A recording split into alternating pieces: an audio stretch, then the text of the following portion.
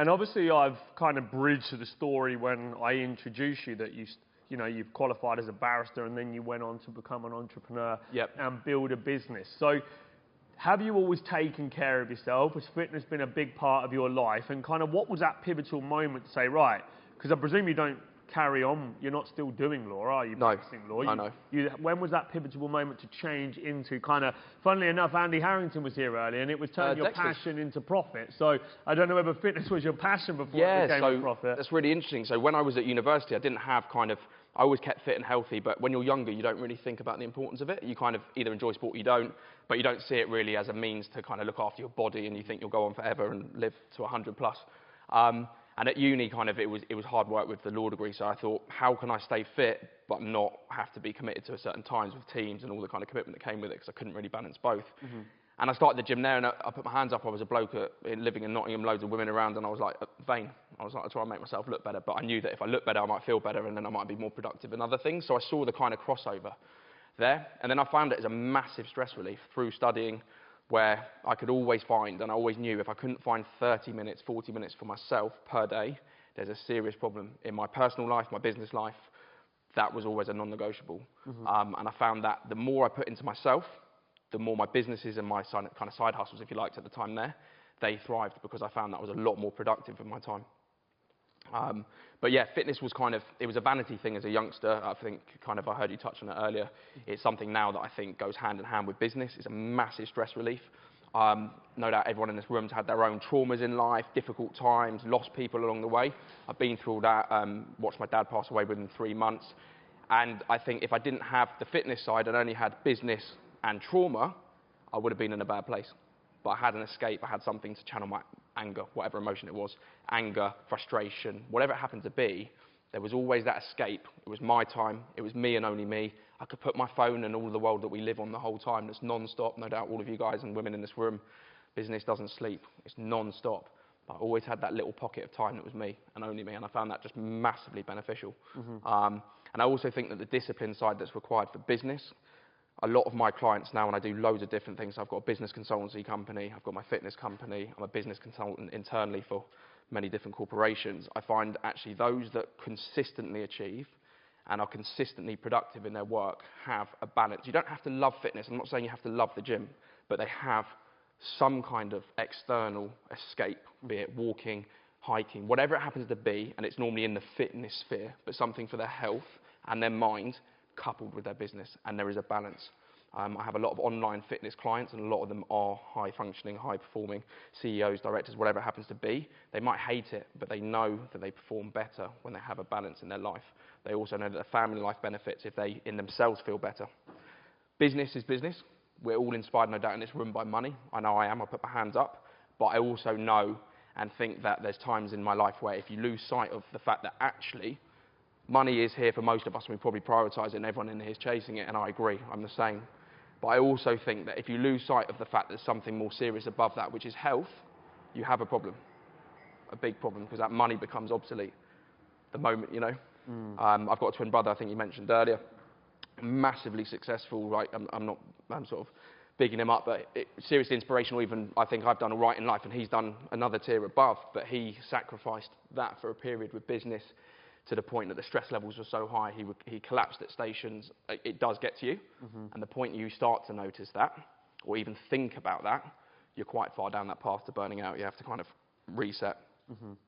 Amazing. I mean, I'm going to ask it now because I was going to bring it in a bit later on, but I think it's relevant here.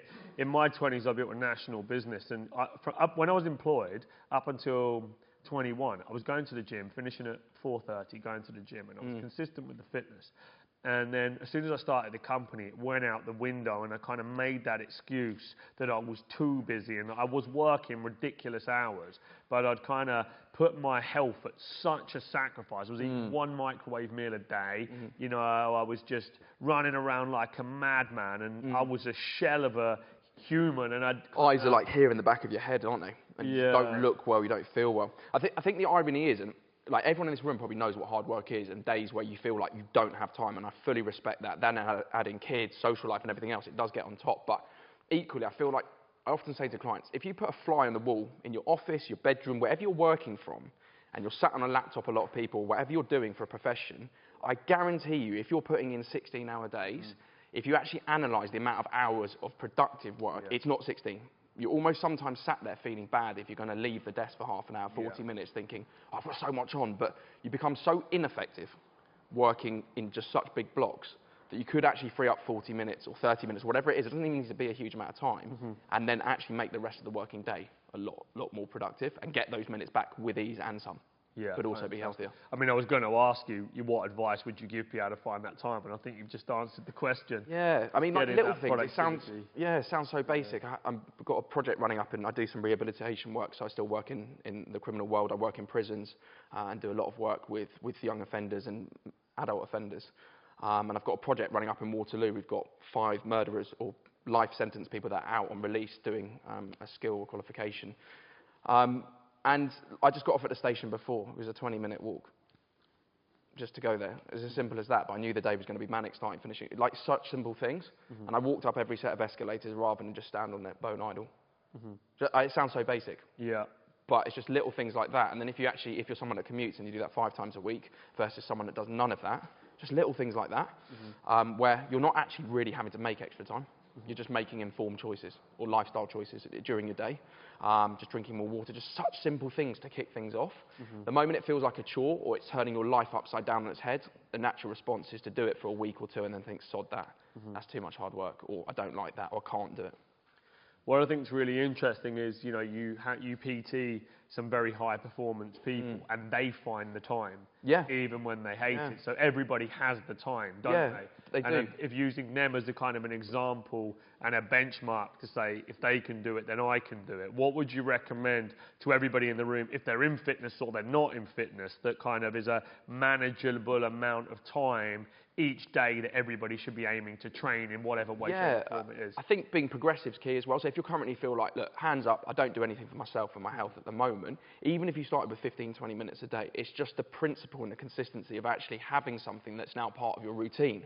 Trying to stick to that for a period of 3 weeks is kind of what psychologically people believe forms a habit. And then you can be progressive, add 5 minutes, 10 minutes, 15 minutes, 20 minutes. I'll give you an example. I train probably 30 to 40 minutes a day. So not manic, I don't live in the gym, I don't eat chicken, broccoli and rice every 5 minutes. I've come from somewhere else with a motorbike here, I'm back somewhere else later. Like, I'll always find time. It doesn't have to disrupt your life. People online that preach that it does, they're probably not in the business sphere. They're probably just boxed as a PT or just fitness, and that's not what I do. I'm a kind of businessman that sells fitness, if that makes sense. And one of my businesses is fitness, if that makes sense. Absolutely. And the thing that actually, what's the word I'm looking for? The thing that actually gives me a drive and a passion is actually the business side of my fitness. The fitness itself is a bit of a chore. It is a bit of an investment in myself. Actually, the money-making side out of it and the business acumen side of it is what keeps my brain stimulated. Running around Facebook with my top off is not mentally stimulating. It gets pretty boring. You find the time to be fit, train fit, and sell fit. Try to. Excellent. So if James can do all of that, we can do it, Fitness, everything. Amazing stuff. Love that. So I'll just quickly say, I mean, I said to Brandon the other day, Brandon, give us a wave at the back there. So Brandon used to work for me 3 years ago, and he went off to do a degree at university, and he's come back to join me again.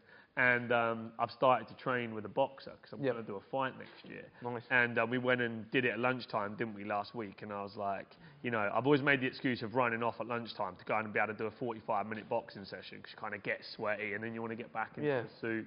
And I said, all I would have done is probably just walked around the office for a little bit, said a few things to a few people, pretended I was busy, because I'm in the office for 14 hours a day, and I know 100% about 3 to 4 are productive, and the rest I'm just there wasting my damn time, 100%. Thinking that I'm busy when I'm not. And when you work for yourself, it's so hard to have that conversation with yourself, because you're playing 2 roles. You've got the guilt of leaving the desk, which is just, if you actually think about it, I was having a conversation with someone yesterday. So I worked I worked a lot of the bank holiday Monday. When was that? Yesterday? 2 days ago. 2 days ago. There you go. That's how you know he works hard. He doesn't know the day. But a lot of people, if you're in an employed role for a company, would be like, oh, I have time off in lieu. They get an extra half a day or whatever, or they'll be paid double. So, but often a lot of the people, you guys in this room, you'll be harsh on yourself and you think, well, no, of course I'm going to work all of Tuesday and just continue to work the rest of the week. And it's very hard to have that conversation with yourself where you go, actually, logically, if I wasn't doing the job that I do or own my own business, I would have a bit more spare time. So actually an hour or two starting a bit later on the Tuesday or the Wednesday is okay. And actually, it's not going to crumble your business or cripple it. And like you said, I mean, having that conversation with yourself where you sat in a room for 12 or 14 hours to actually tell yourself that you've achieved 3 hours of work isn't a great conversation to have, is it? But the more you can do that with yourself, the more you'll install balance in your life, whatever that balance happens to be. It might be time to see family, friends, loved ones, socialise, learn a new skill, whatever it happens to be. But the more you can have those conversations with yourself, the more you'll realise and stop kidding yourself. Not kidding yourself, but very few businesses require full-on those kind of hours of full productive work. And if they do, it probably needs more than one of you to do 14 hours a day of actual work. Because I don't think any human brain without some deviation is able to do that to the best extent.